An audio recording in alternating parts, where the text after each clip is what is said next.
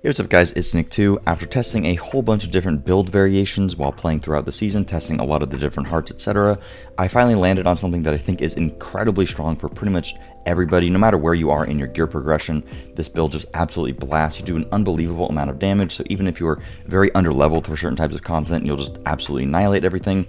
But also, like a lot of my other rogue builds, I really like to prioritize speed and just flying through maps at the speed of light pretty much, which is the most fun thing about rogue. I think this build is just absolutely amazing for that. I'm having a ridiculous amount of fun trying a lot of different stuff that I usually wouldn't use in rogue builds. Actually ended up working pretty well with this build, and the Malignant Hearts definitely change how we actually end up playing and how we build our character a good bit. Honestly, it's just a ton of fun. You can see in the gameplay, you can do ridiculous amounts of damage with this build. It does have a couple downsides, which I will mention, but my character is extremely unoptimized right now, and I'm still going to be testing a lot of stuff and further improving and iterating upon the build in the future. But this is what I've been using recently after testing a crazy amount of different skill combinations. I think that overall this is just incredibly strong. Again, I will be updating builds in the future and improving upon them, trying out different stuff, etc. But for now, as you can see, this build absolutely slaps and is incredibly strong. So let's just get into it.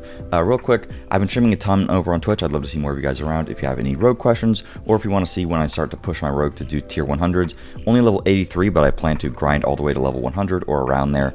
Probably today, probably going to do that for the entirety of today. And then once I'm 100, I'm going to be doing some like tier 100s, maybe do Uber Lilith on my rogue, we'll see. So feel free to follow me over on Twitch. Forgot to mention all these skills, Paragon points, legendaries, stats that you want to gear, etc. will be posted on the website. We also updated how it looks, so it's a lot easier to easily reference things. Let me know down in the comments how you guys like that, if it's a little bit easier for you. Before we get into the build, I want to preface everything by saying this is a very, very important part of the build. We are using the Malignant Heart, the Wrathful Barber. This is extremely important because it drastically changes a lot of our skill decisions, a lot of our legendary decisions, etc. And I'm going to be referencing it a ton in the video.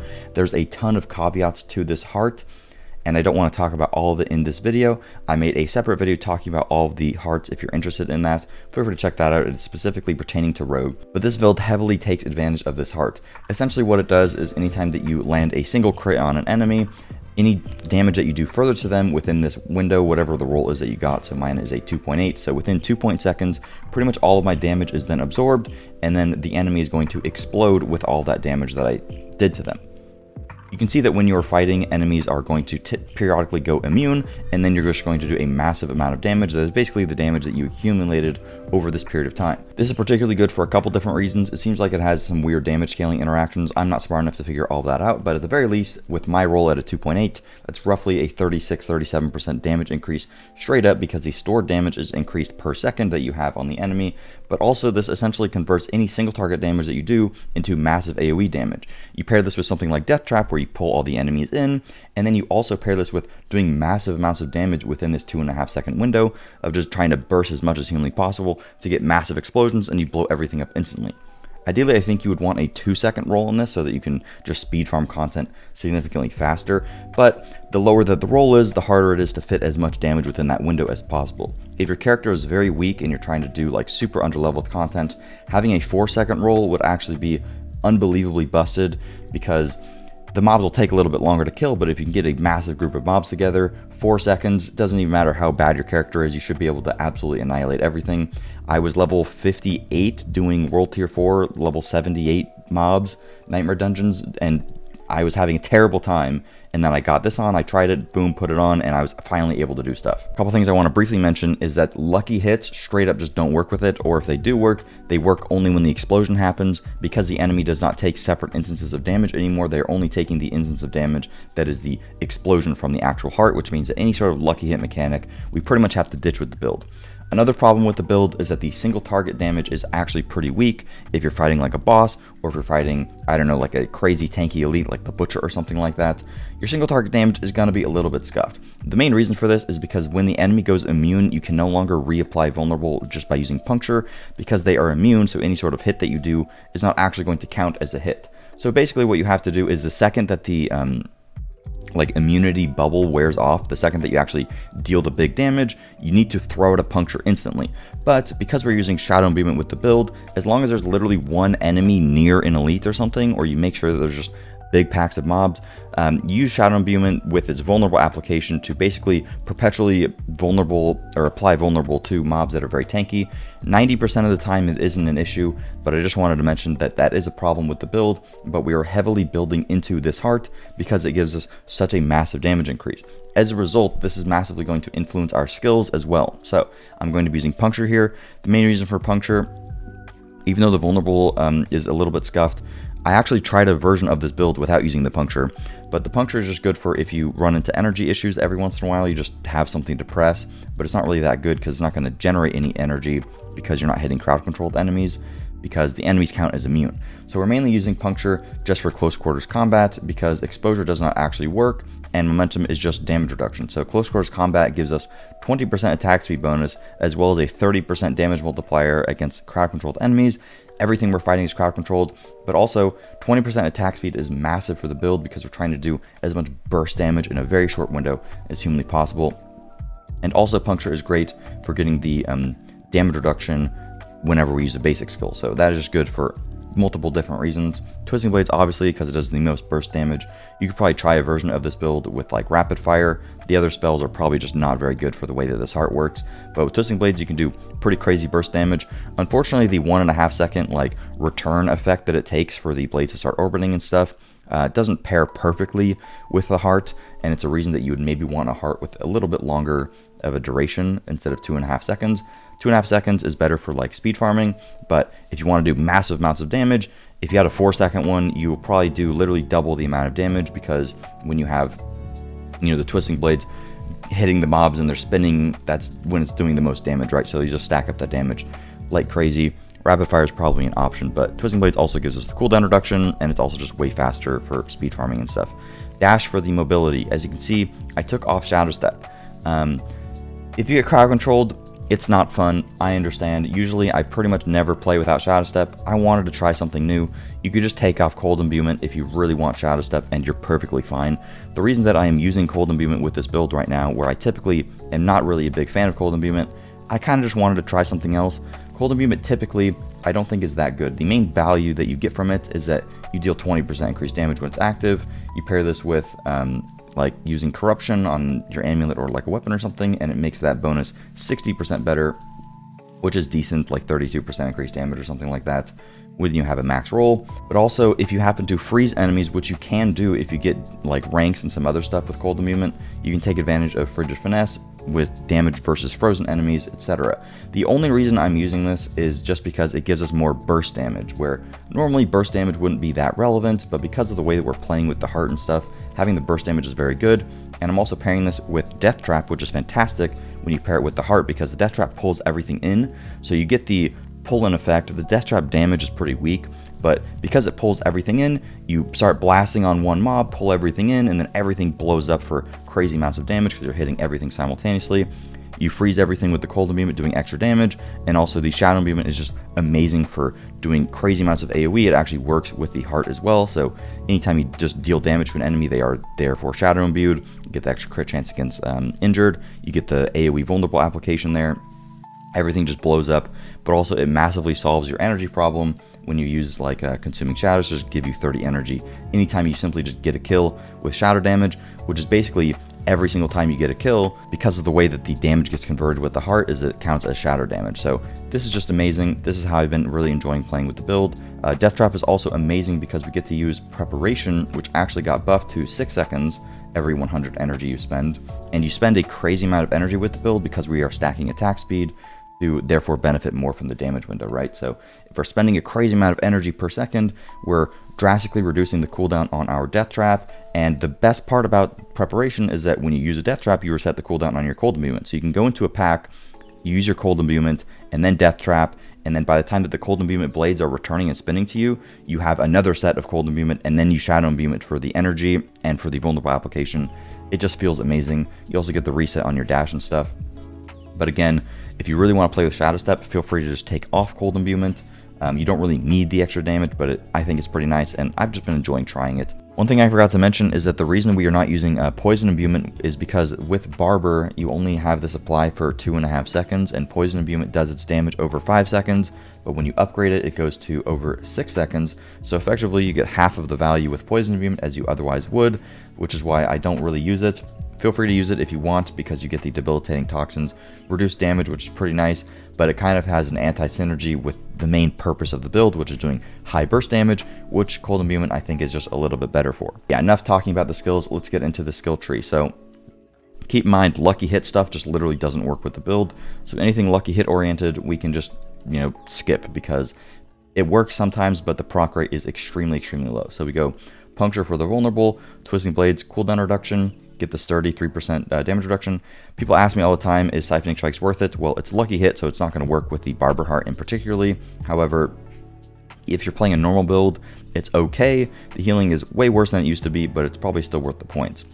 Weapon Mastery is just good damage. Dash for the slow and the crit damage debuff. 3 points into Agile instead of the 3 points into Siphoning Strikes, just have a chance to dodge. Just a bit of survivability there. Exploit, and then 3 points into Malice. Ideally, you want Malice or Weapon Mastery on your Amulet. I have +1. Unfortunate, I got a little bit scammed on my Amulet. And then we have Shadow Imbuement with no points spent into it. And then we go into the Blended for the vulnerable. 3 into Consuming Shadows is great for just infinite energy, basically. Pair it with Death Trap, and with Blended Shadow Imbuement, a lot of your kills end up being Shadow, so this just pairs very nicely. Then we have Cold Imbuement for the extra damage, like I mentioned. Frigid Finesse for just extra damage when you're using Penitent Greaves, as well as anytime that you just apply a Cold Imbuement. So even if you don't have Penitent Greaves yet, you can still take advantage of that. And then we have Precision Imbuement, which is just 9% increased crit chance anytime that we use Shadow or Cold Imbuement.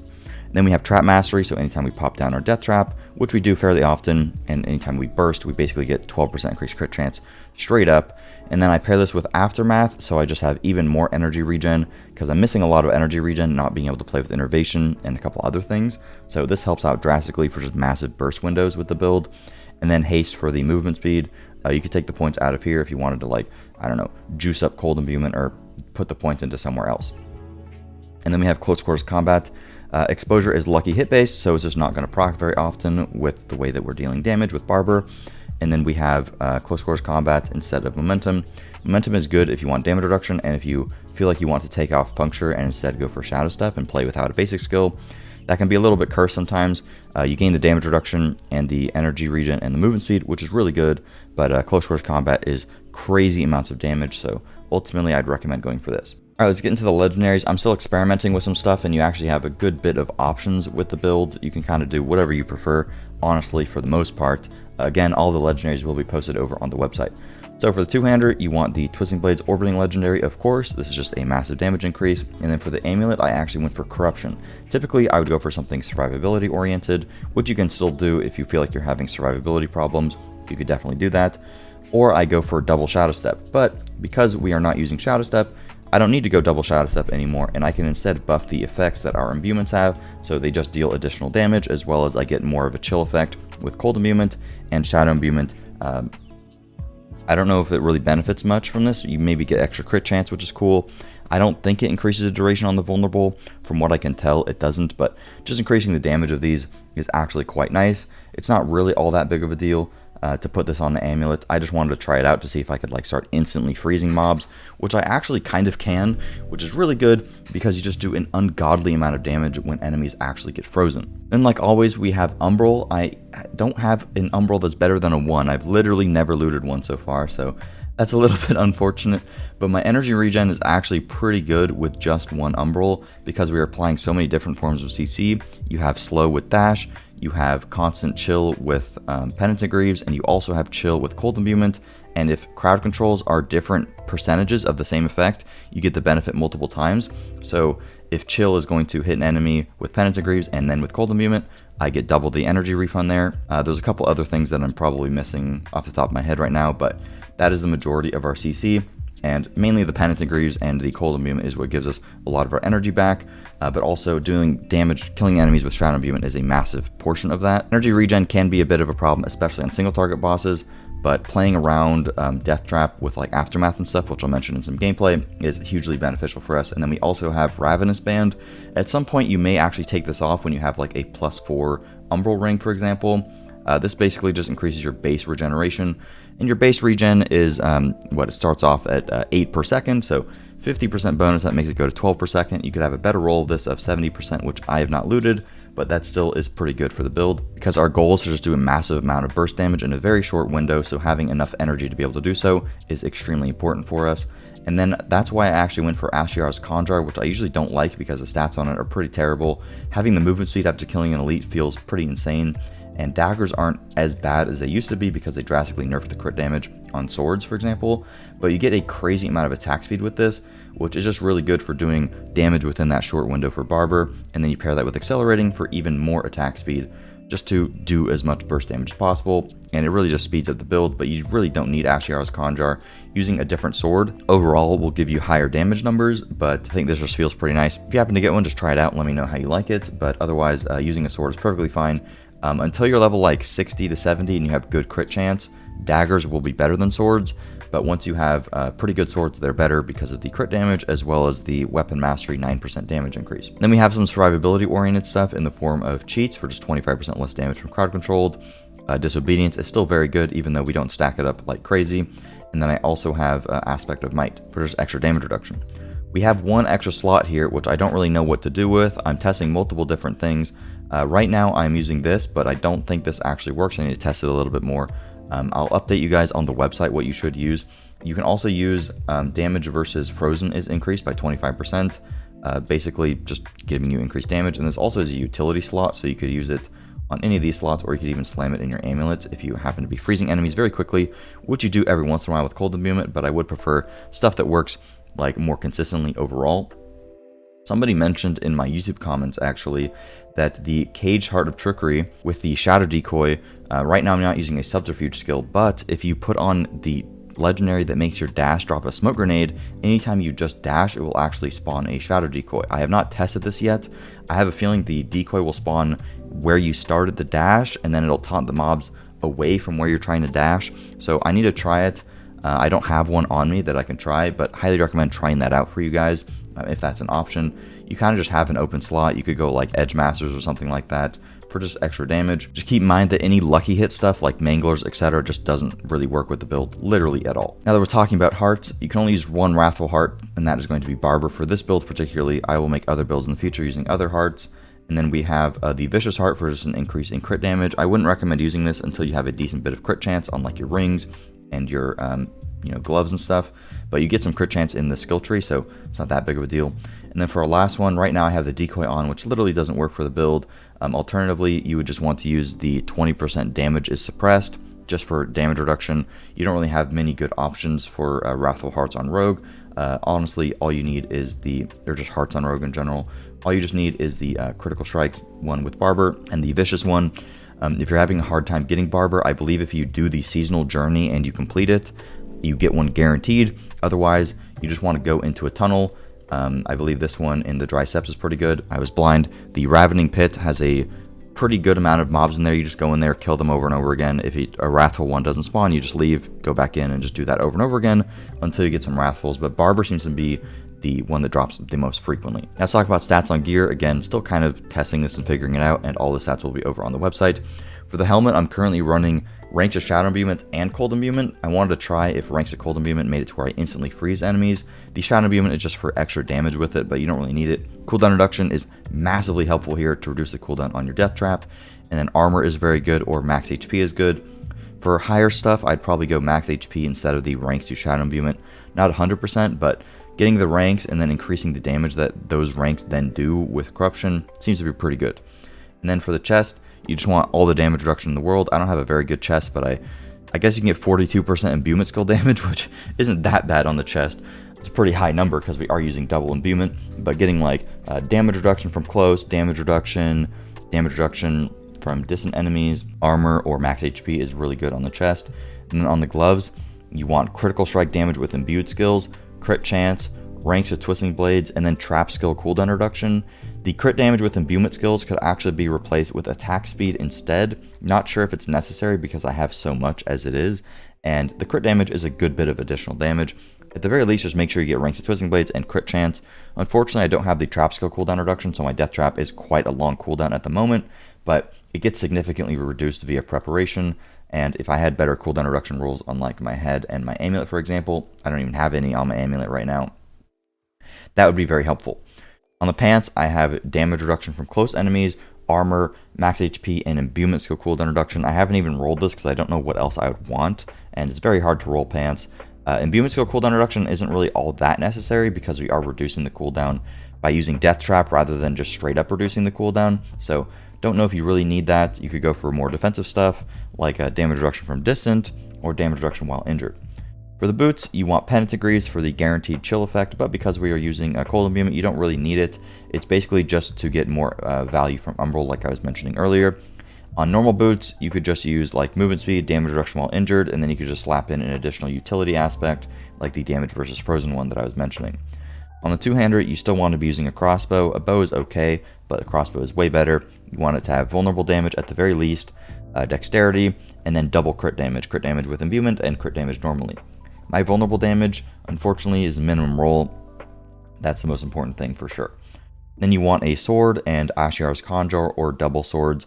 Try it out. Ashiar's Conjure, you will do less damage, kind of, but the attack speed makes up for it a little bit for the burst windows, like I was mentioning, and it is just nice to use overall. Usually I hate it because the stats on it are really bad. You definitely do nerf your damage, but because they nerfed vulnerable damage on swords, or just, sorry, in general, as well as crit damage on swords particularly, and crit damage overall, it is not as bad to use as it used to be.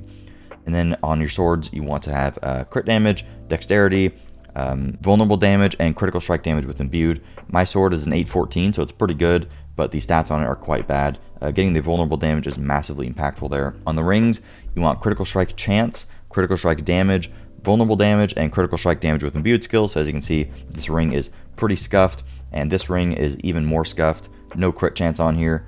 I don't know 100% if crit chance works properly with Barber, but again, check that other video if you want to know more about it, and hopefully people smarter than me end up figuring some stuff out with Barber so we can better take advantage of it, and I will update the video when I learn that. On the amulet, there's a lot of crazy stuff you can get on the amulet. Right now I'm using a movement speed one for speed farming, and I have ranks to imbuement skills, which is just nice for my chill, or my cold imbuement applying 40% chill. I just freeze enemies literally in half a second, but you don't really need the ranks. Ideally, you would want like damage reduction oriented stuff, and cooldown reduction is very, very good for reducing the cooldown on Death Trap. And then getting some damage reduction stuff like armor or damage reduction from close is extremely important. Damage reduction from close is better than straight up damage reduction on the amulet. I'd recommend that. And for ranks of skills, Malice is very good. However, I may actually recommend Frigid Finesse now if you're using the Cold Imbuement, because we do often freeze enemies, and you get 30% increased damage versus Frozen. So you do 60% increase against Frozen if you applied, like, you know, the Cold Imbuement, but also the Cold Imbuement will do 40% increased damage against Frozen, and that 40% gets multiplied by another 60%. You're doing like 65% increased damage against Frozen enemies just with the Cold Imbuement, and then another 60% there. So you do like double damage against frozen enemies. I may build more into that, or I may step away from it. There's two different options. When I'm level 100, I'll let you guys know. The video is very long. I'm sorry. I just wanted to go over everything. Holy crap, it is a long video. Sorry. I apologize. When it comes to the Paragon board, this will be over on the website. For the first board, you want to go with Closer, max it out. Second board, you want it to be Exploit on the No Witness board, because it is the only board that you can actually unlock Exploit with early on, but you also get 54 Strength, so it's pretty good. But you don't have to have it level 15 glyph. You can actually have it lower than that and slam it in there. For your second glyph, you actually want to have combat in the in the cheap shot board. Cheap shot is fantastic when you're using Penitent Greaves, as well as when you're using Cold Imbuement. There's a ton of damage versus crowd controlled and crit damage versus crowd controlled in here, which is extremely important. Just do a whole bunch of damage there. Combat just gives you crit damage, which is slightly better, and it also restores some energy cost. And then I also have Control, which I would just put into this glyph, which just gives you extra damage versus frozen enemies as well, so 20%, and also damage to crowd-controlled enemies. In the last board, I'm going for Exploit Weakness to get some vulnerable damage, and also just buffing combat. Eventually, I will have another board here with a little bit more damage, but that will be posted over on the website. I'm going to be optimizing this a little bit more, so feel free to just check out the link there. And I also have there's some vulnerable damage here and some other stuff that I may spec into. Not 100% sure, but for leveling, I mean, most of you guys are not going to be level 100. anytime soon, so this will work for you perfectly fine. Alright, now I'm going to give you guys some gameplay. This build is a little bit particular to play around. The main thing is that you need to play around Death Trap with the preparation cooldown, so you basically can get, like, you know, quadruple imbuments back to back to back to back to back, because of the way that preparation works. Anytime you use an imbuement and then you pop down your ultimate, you just instantly reset it. So right now, I have 2 casts of Shadow Imbuement available, ready to just be used, but I also have 2 other casts that I could pop these 2 casts, and then I have another 2. Which imbuement you want to use first really depends on the situation. If you need the extra damage because there's an elite, you want to use Cold Imbuement first. If you need extra AoE because there's just a lot of little crappy mobs and you need the energy generation, the vulnerable application, or you just want to blow up a bunch of really crappy mobs, typically you want to use Shadow Imbuement first. I may die in this dungeon because it's a tier 37 and Surat's Lair has a bunch of poisoning damage, which is not great for Rogue because we don't have a ton of healing, and I need to upgrade my potion, lol. Overall, I'm fairly tanky. I'm missing a good bit of survivability that I could get. Another thing is that before you want to do anything, you need to throw out your puncture for the damage reduction, as well as the increase of attack speed and damage with close quarters combat. Otherwise, I'll just get into some gameplay. I don't play perfectly with the build, but you know, I play good enough to where we do a little bit of blasting. So usually I kind of just run through, and even with the barber, you don't, like, it's not a big deal if enemies aren't stuck together. But here I have a big pack. Cold Imbuement, blow everything up, easy clap, and then we'll just keep going. On bosses is where the build really kind of suffers. As you can see, the damage is a little bit delayed there, and that's kind of just how it works. But on, like, a spire like this, I don't have any, I can't crowd control that. Oh, okay. I blew it up anyways. I can't crowd control the spire, so you do a little bit less damage because Cold Imbuement doesn't work and stuff. And on bosses, you can't freeze them, so you can't use Cold Imbuement. So the boss damage is pretty weak. You might say, why don't you just use poison then? Well, because like I was mentioning, poison doesn't really work for bosses with barber unless you have like a 4-second roll, and even then it doesn't seem to work necessarily properly against bosses, so it's just not great. I kind of wish that poison worked better with the build because I actually prefer poison for being able to just absolutely nuke bosses down, which is very good. But unfortunately, just not ideal with the way that Barber works. So our boss damage is usually pretty crap, but I am perfectly fine with having a little bit of crap boss damage because a lot of time bosses don't matter all that much, and I'd rather just, you know, nuke the ever-living crap out of stuff like this, right? As you can see, the second that the ads spawn, everything just gets annihilated. Even the elites just... This build is so much fun to use, dude. The attack speed, the movement speed, just flying around, blowing everything up. You can see that my health is like constantly going down. We don't have siphoning strikes, and that's kind of just how it is. You need to be spamming your health potion when you're in like a poisoning dungeon like this. But it's just really good to know that you always have your preparation available pretty much to just slam down, and you get the energy regen, so it just works really well. I'll pop a shrine. We can do a little bit of shrine action. So I just blow everything up, and then if I want another Shadow Imbuement, boom, I just pop down my Death Trap, and then that's going to fully give me all my energy back, and then I can also just spam my Shadow Imbuement like crazy. As you can see, my energy gen is pretty insane, literally just with Umbral, just with the Shadow Imbuement, and the Cold Imbuement stuff. It all just works very nicely together. Don't really have too much to say. I just want to show you guys the gameplay. The video is so long already, dude. I feel so bad about it, but it is what it is. The build will be way better when I get better gear. Like, I'm missing a crazy amount of crit chance right now, which kind of sucks, and I want to try more stuff with the freeze, but I can literally walk into enemies while my Cold Imbuement is active and insta-freeze them. It's kind of insane. You're definitely going to get Carpal Tunnel with this because our attack speed is so high. Maybe I'd recommend just holding down Twisting Blades at some point if you don't like tapping it. I'm kind of just used to tapping it, so that's what I do, but the more cooldown reduction that we get as well, the better that you know, our uptime on Death Trap will be.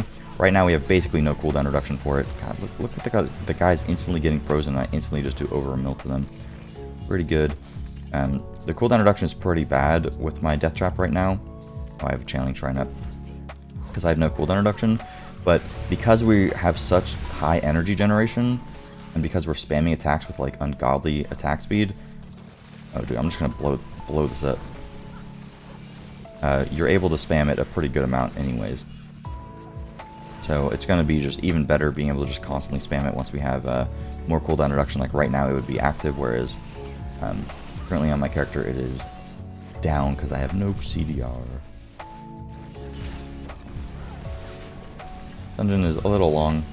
Just wanted to kill everything, but as you can see, I mean, the mobs are level 91. I'm kind of just blasting, and even like a massive group of 4 people, you can still just blast everything. On bossing, this is where it's a little bit sad. I swapped to Inner Sight on bosses, and Inner Sight doesn't really work with the build, unfortunately, because you don't do that many instances of damage, so your damage on bosses is pretty weak, but if you have, you know, mobs that spawn near bosses, it's pretty nice. Okay. Because you can blow all of them up, and also they give you the vulnerable, so the boss thing wasn't really all that bad, actually.